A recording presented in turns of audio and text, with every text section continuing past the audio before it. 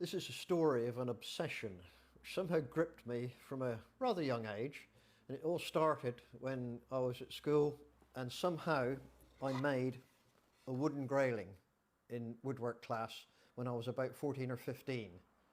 How could I have known that that simple thing of making a grayling would lead me on to eventually trying to catch a really big one? So I'm going to show you some pictures. I have had some other obsessions in my life, one of which was an entomology thing where I started to study insects quite closely, as you can see here. If you're interested in entomology, you'll know that one of the greatest guys was John Goddard, and he took this picture of me when a mayfly landed on my nose. But that's a digression. The main story here is the grayling. And this is the European grayling, the one we most often see in the UK, of course. And I really fell in love with these and always wanted to catch them, and I still do now. If I get the chance, I fish on our lovely chalk streams, and happily now live in Hampshire, so it's easier for me to get onto them if I can get the okay. And the winter time when the water's nice and clear, if you catch a grayling, you can get a lovely shot of it in the water. I'm no photographer, but I love taking pictures. And that top red markings is always a sign of a male grayling, and they are one of the most lovely fishes to me. And if you know about them, if you've ever caught one, you know that when you handle them, your hands smell totally different to any other fish because they've got this distinct smell about them. Hence the name, I guess, timeless, timeless. They're supposed to smell of time. The chalk streams are the most lovely of places. This is a part of the test about 3 or 4 miles from where I live, and occasionally I get an invite to fish it, and I really don't want to catch the trout. I want to catch the grayling, but hey, I'll catch a trout if I have to. And if you get a grayling, you can see them against the green weed at this time of year, again with that lovely sign of the dorsal fin. And they really like pink flies. Any of you fish grayling, you'll know that grayling love pink flies. We should now be coming into the frosty time of year, and a bit of frost on the ground really makes the grayling shoal up, and they're a little bit more easily approached then. This was one of the first ones I succeeded in catching, probably, I don't know, 15, 18 years ago, when I got my first ever genuine 2-pound English grayling. And this was off a bit of the Itchen. And I do really love them. I've had European English grayling up to £2.15. I've never gone over that. I know they're around. I would dearly love to catch one day, and maybe it'll happen. But then something like 30 years ago, I caught my first ever Arctic grayling when I was in Alaska. And when I saw the beauty of this fish, that switched my quest to wanting to catch even more of these, and I really fell in love with them. And you can see in this first fish, the colour in the dorsal fin is much more intense, the fin is bigger, and they are really quite something. So that was it. I wanted to catch Arctic grayling. They are a bit different to ours. If you look at this picture, you can see that this is the European grayling, and it's got a distinct overbite on its upper mouth, and obviously the little pear-shaped iris to its eye, they've all got that, but that's a distinct overbite. And now if you look at the picture of the Arctic grayling, you see how it's a different mouth altogether. And the lower lip actually projects slightly more than the upper lip. So quite a different fish. And go on again to the European grayling. Look at the mouth of the Arctic, now look at the mouth of the European. Quite different, isn't it? So a different type of fish, even though it's still a grayling. And over the years I caught lots and lots of them up in Alaska, and they weren't all monsters, but I loved them. But it then got to the stage I wanted to try to get a really big one. And to me, that had to be a fish, if I could do it, something approaching 4 pounds. And so I searched where all the IGFA world records had come from, and most of them came from a place called Great Bear Lake in the Northwest Territories. So a good friend of mine funded me a trip there, which was rather nice of him.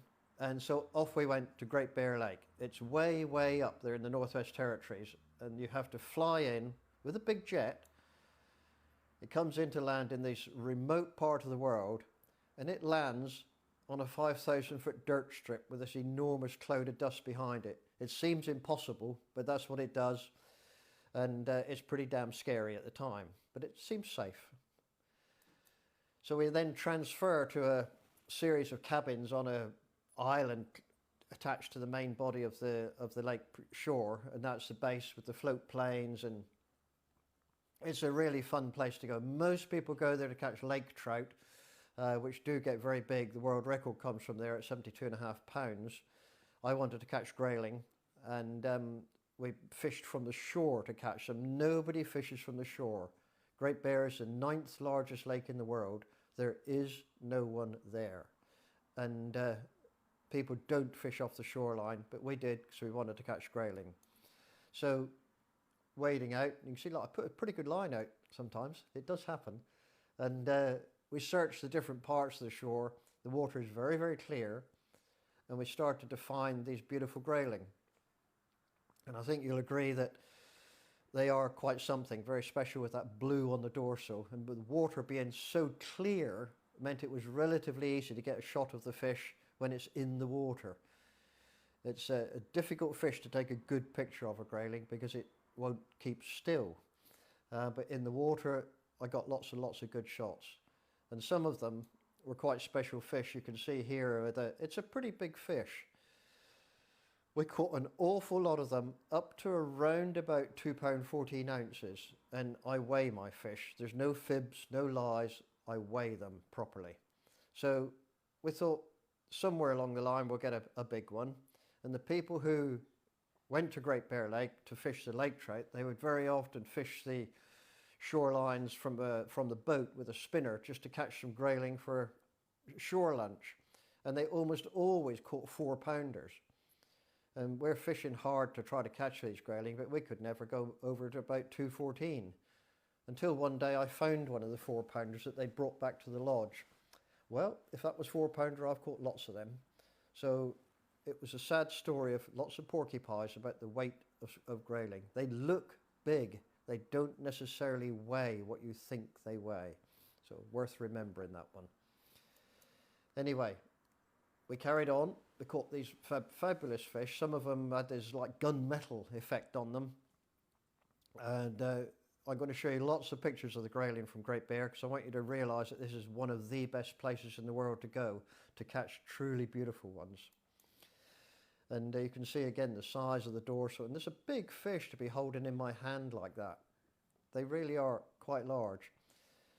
The interesting thing on Great Bear was that we caught fish with, like here you can see a yellow tail on it, and then we caught fish with a green tail, and then with a blue tail, and they were often all in the same area of the lake. Why they've got these different colours, I have no idea, and I don't suppose anybody else does, because who really cares about that? We catch some with a black tail, or a mixed bluey grey colour, and even ones with a red tail. What I never managed to find was one with an orange tail. Now I know orange tail grayling occur in Europe, and of our European grayling, and I would dearly love to catch one day with an orange tail just to complete my collection of tail pictures. It'll happen one day. But think about all those different colours of these lovely fish, and picturing them on great slabs of rock would give a colour effect to the body as well. But some of them are the most startling colours. And here you've got a red-tailed one with the blue on the dorsal.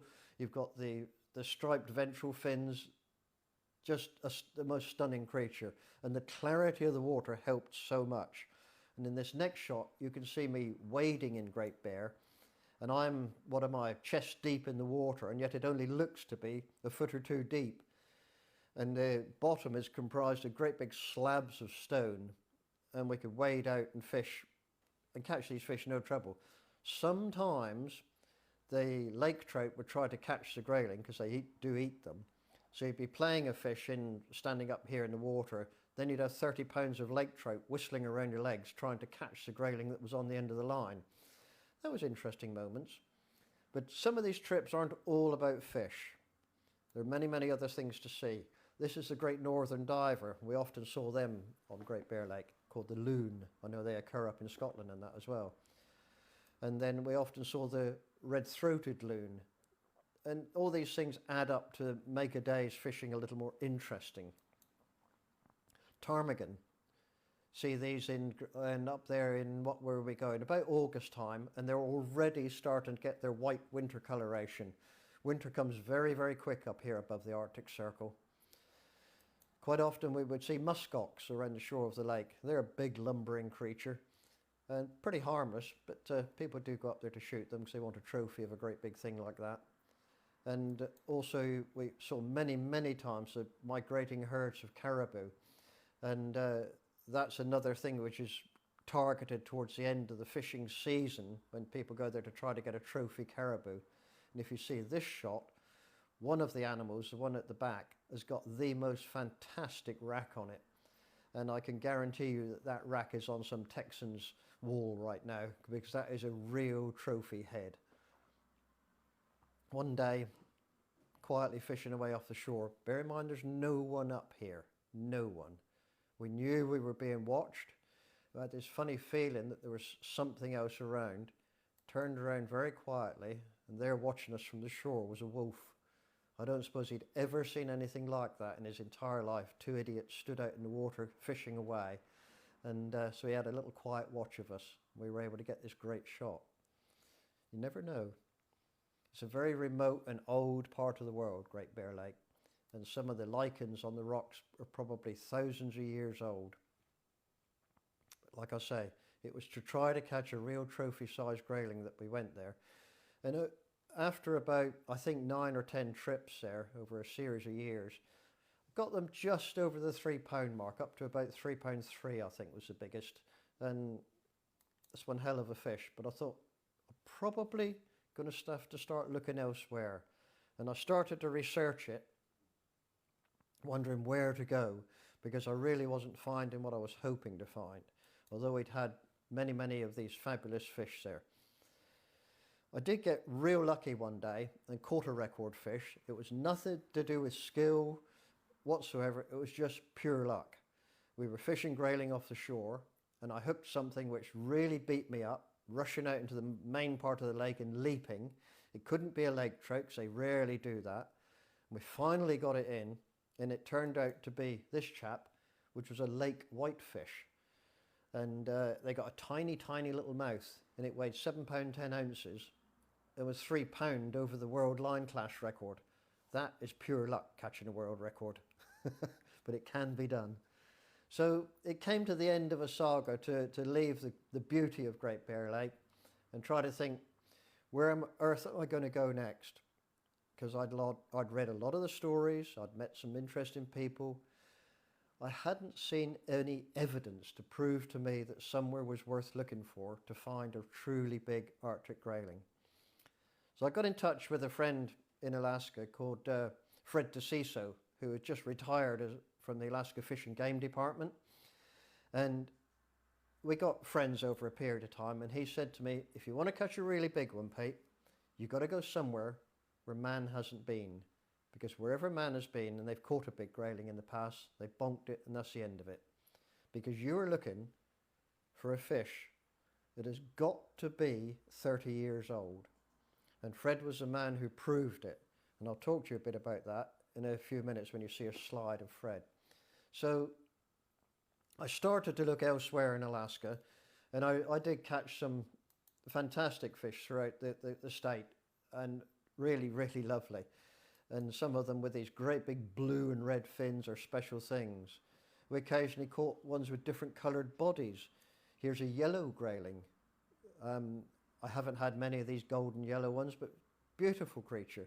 You can see I at the time had a bit of a problem with coloured reels as well, but that's another issue altogether. I eventually saw sense and went back to Hardy's, which is where I am now, but I did have a problem with coloured reels. So grayling don't have to be monsters to be really beautiful, and when Sue came one year, we did get a lot of fun catching grayling. As I say, they don't all have to be big, but the one that was obsessing me was this fish, which is on the wall of a fishing tackle shop in Anchorage in Alaska. It's say on there £4 13 ounces, which was a state record caught back in 1981 from Megashik Narrows. And that is a truly big grayling. And that's a skin mount, that was the fish. There were a lot of very big grayling at that time in the Agashic Narrows, but they were all bonked and put onto walls and whatever. So that record had stood for a terribly long time. And I acquired some other information about grayling by getting the pictures from the International Game Fish Association of the different line class world records. So here's one which held the 6-pound fly tippet record from the Good News River in Alaska at 4 pound 8 ounces. Really? In which case, I think I've caught some very big grayling in the past. So I thought, okay, if you want to call it 4 pound 8, fine. So another picture I acquired was this one, which is a very old shot. It was from Great Bear, and this one is the spinning tackle record, all tackle, of 5 pound 4 ounces. Really?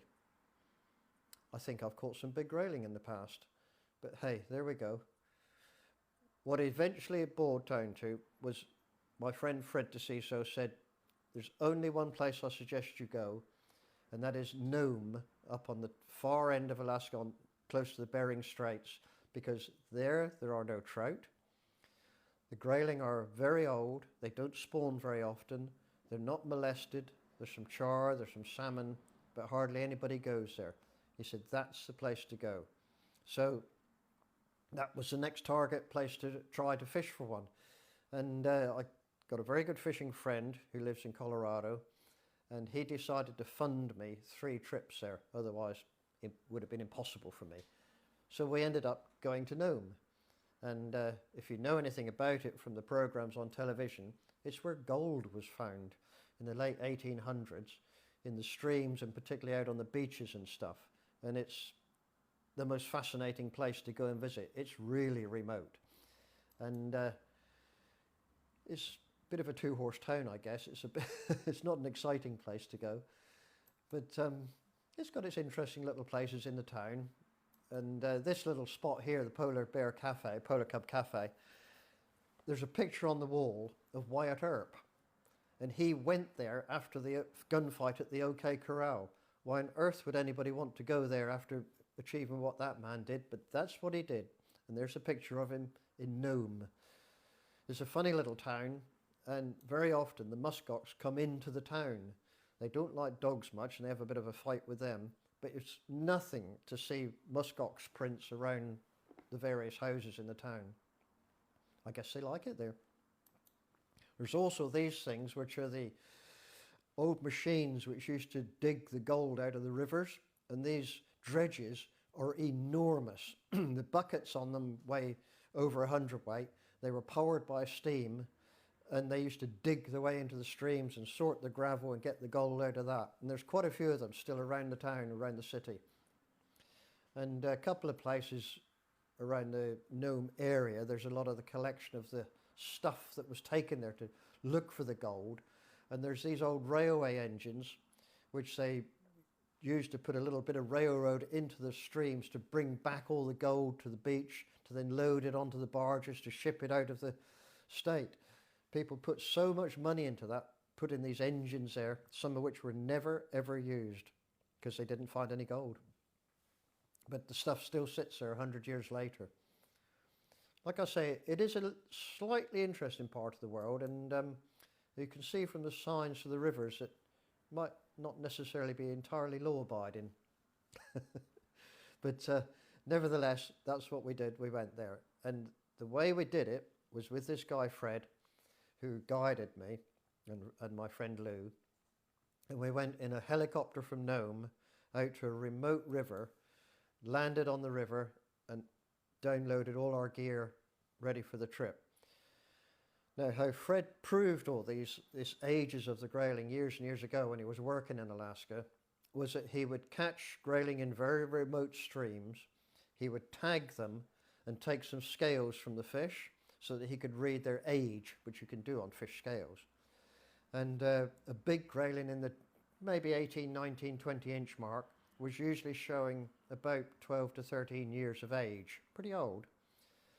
He'd then go back 3 or 4 years later to the same stream, catch the same tagged fish and take a few more scales to check it again. It was still showing 12 to 13 years. So after a while, obviously, he was beginning to think there's something not right here. He says several years later, it's still showing the same age. So what he next did was went to these little streams, caught a grayling, tagged it. Same thing, took some scales. Several years later, caught the same fish.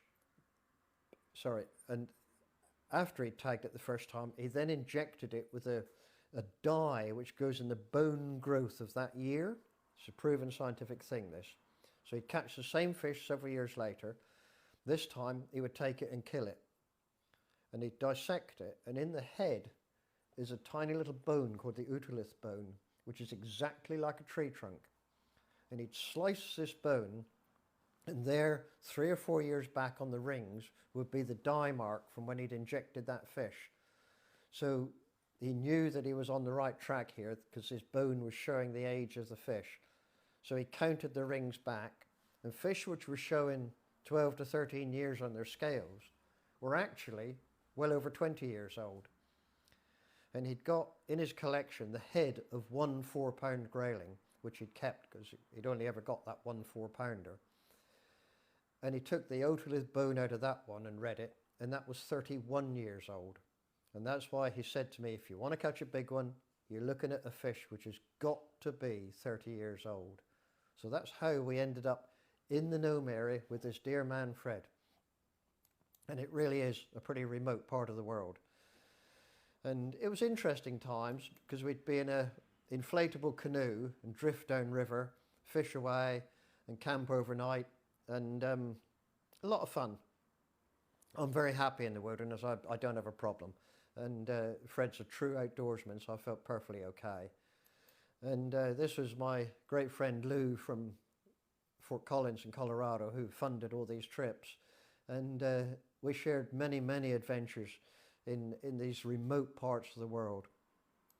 Interesting when you're sleeping in little tents like this on a gravel bar overnight, because the next morning there'd be interesting tracks around the tent where something had come to visit you during the night, but we never had any problems. But we did catch some very, very old grayling, and you can look at some of these pictures and you can see that the fish itself is old. It just looks old. It's battered, it's grey, it goes quite dark. Still got the colour in the dorsal, but they are old fish. Some of the more better conditioned ones had fantastic dorsals, and when you get a grayling to hold its dorsal fin up, it really does look quite spectacular. And then you get the other ones which are clearly quite ancient, with the dorsal wall split and these huge pelvic fins with loads of colour in them. And we caught lots and lots of fish well over the 3-pound mark in the first year we went, topping, I think, if I remember, about 3 pound 14 ounces, which is truly huge. The second year we went, we found these fantastic things again, and I took lots of pictures of them. I'm no photographer, I just like doing it. And that second year we found one that weighed 4 pound 5 ounces. And here it is, this very, very dark fish, and that's Fred DeCiso alongside me. It was quite a moment for us to get this, what was in fact a line class record. So we'd achieved something, we'd really done it. It was great, we got the 4-pounder. And what we were doing, we're using extremely accurate scales and a measuring board, so the fish put on the board, taped, everything, and no lies, this is what they were. But you can see again how very, very dark these big old fish are. And some of them are very lean. We thought finally that for the third year, the last effort we'd make, we'd go a little bit later in the year when the salmon have mostly spawned. So there should be lots of eggs around from the salmon. There should be plenty of dead flesh around from the salmon, and maybe the grayling would be in better shape. So that's what we tried. We went a little later. And you can see the carcasses on the riverbank from the salmon which rot down and regenerate the river systems. And mostly they were humpback salmon with the maggots in them. So plenty of food for the grayling. And we did start to catch a few in that third and last year, which were better body shape, in much better condition. And a few more 4-pounders were coming our way. The best we managed was 4 pounds 7 ounces, which is a huge, huge grayling. And if you can look in this one in the far background amongst the rocks, there's some bears watching us. So we had interesting moments with the bears sometimes, but in the main, they were fine. Not a real problem.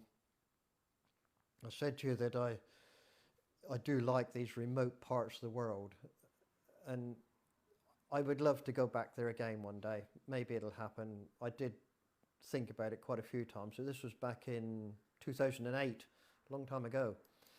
And again, had the sad problem with the reels, where I actually had a reel made to match the colours of the fish's dorsal fin. It's a worry, isn't it? But hey, it was fun.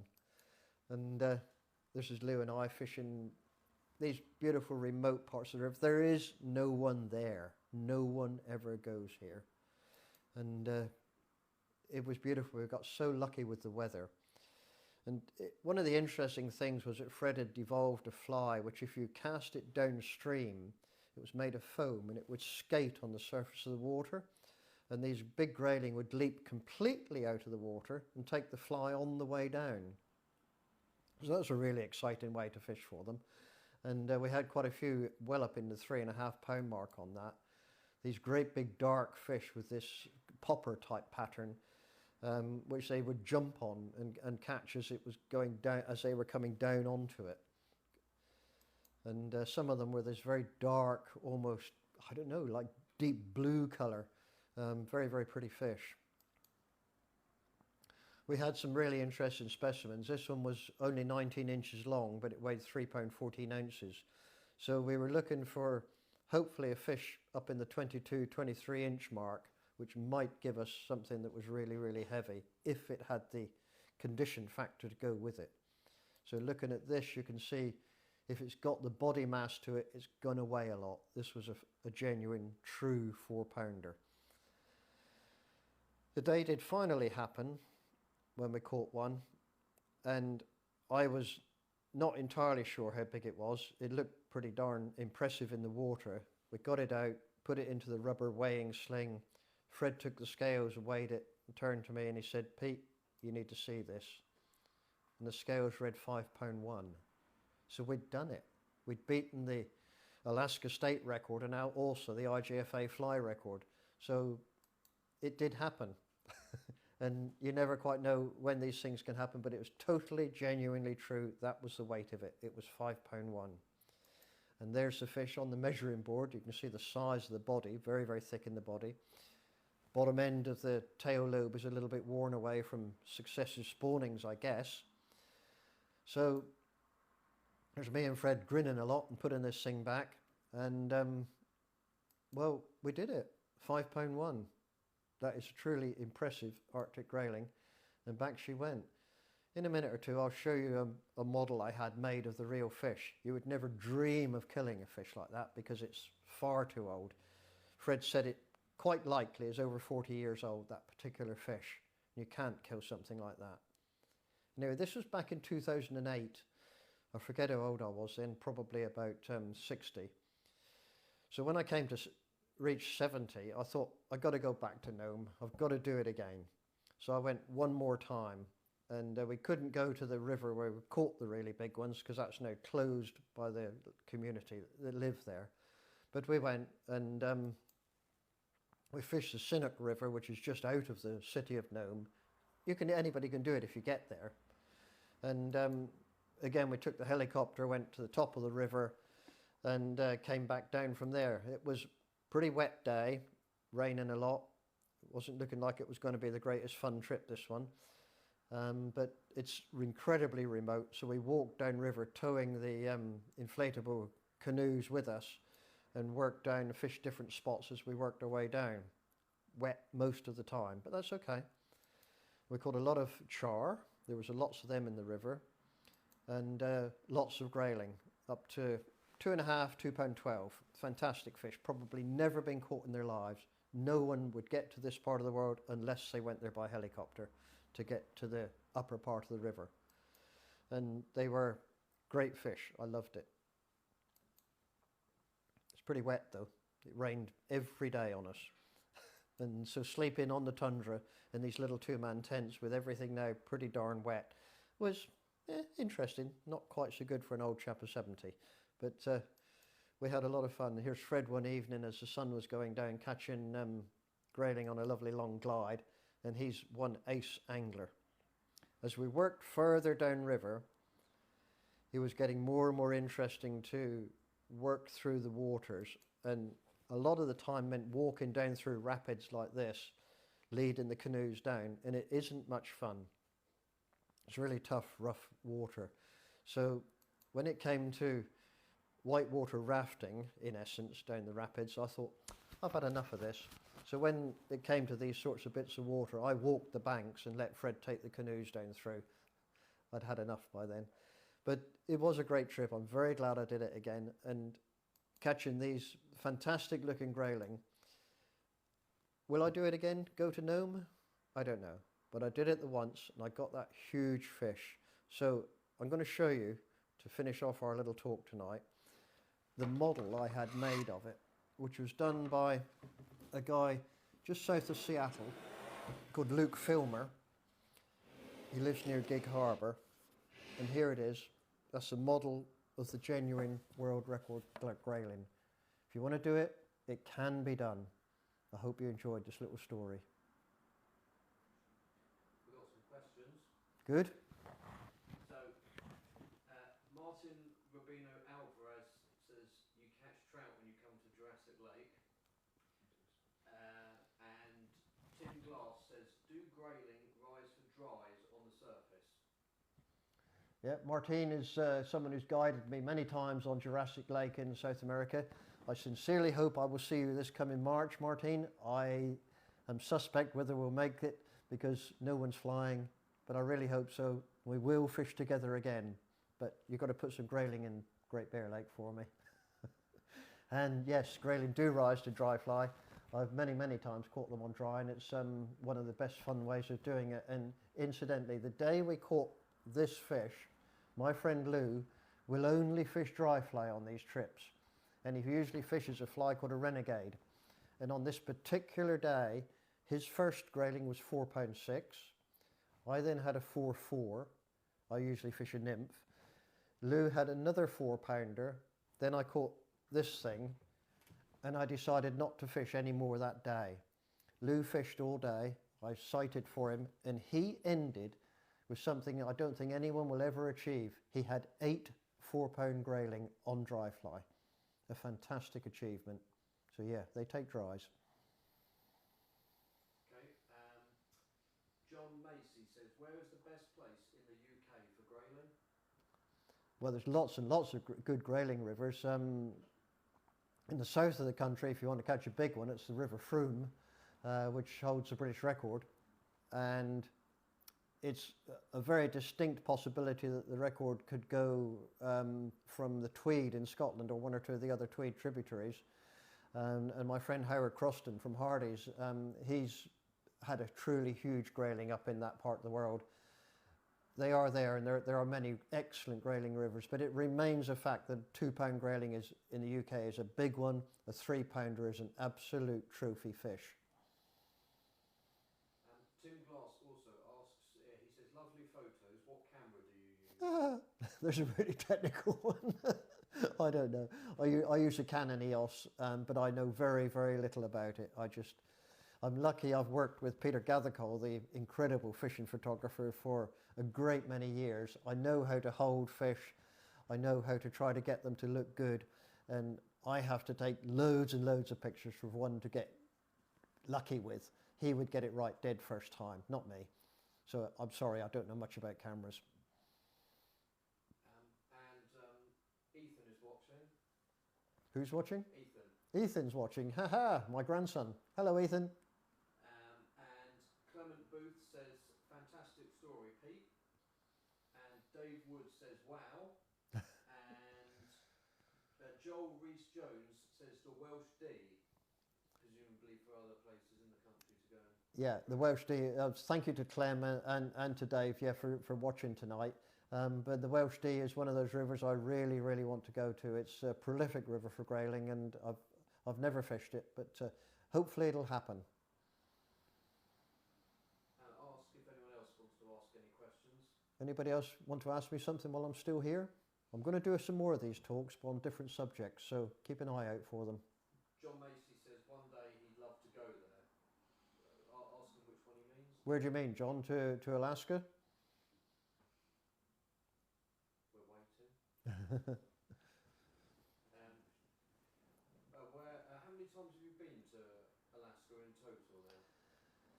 I've been going there now for 33 years in total, and with all the different trips I've done, which are steelhead trips on Kodiak, the trips to the mainland with the Dave Duncan and Sons, which is definitely the best of the trips to go on, and many other places I've been, plus all these grayling trips and things, it amounts to the best part of 3 years of my life if you add up all those weeks.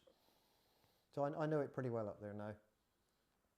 John says he wants to go to Alaska one day. Yeah, you've got to, John, and you're going to have an awful lot of fun.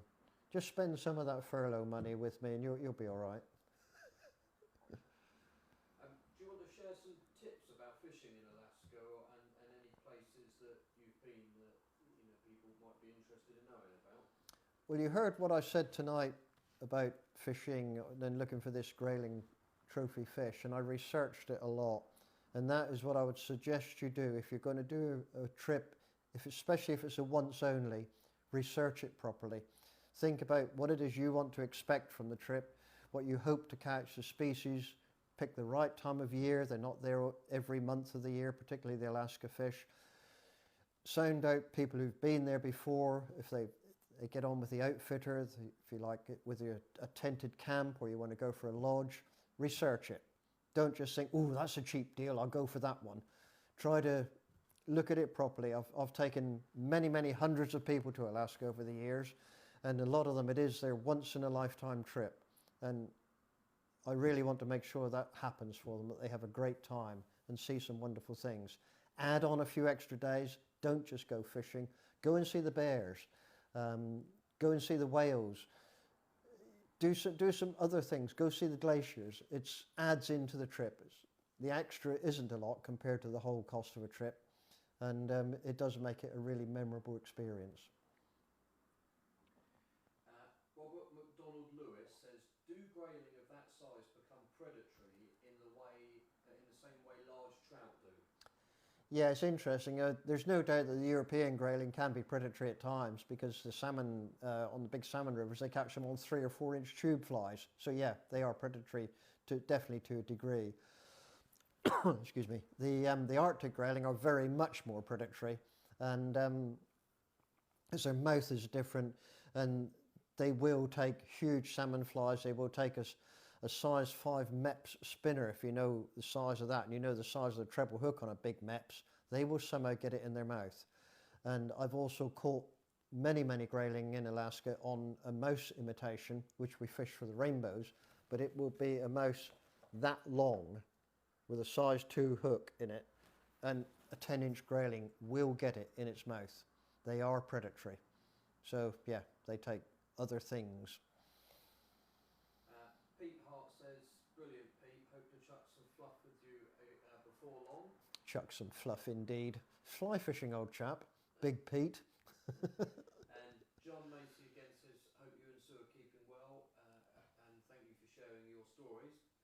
And Michael Rescore, I hope I've said that right, he says, great talk Peter, looking forward to Alaska next year. I'm fishing the Itchen on Friday, so here's hoping I get a good grayling.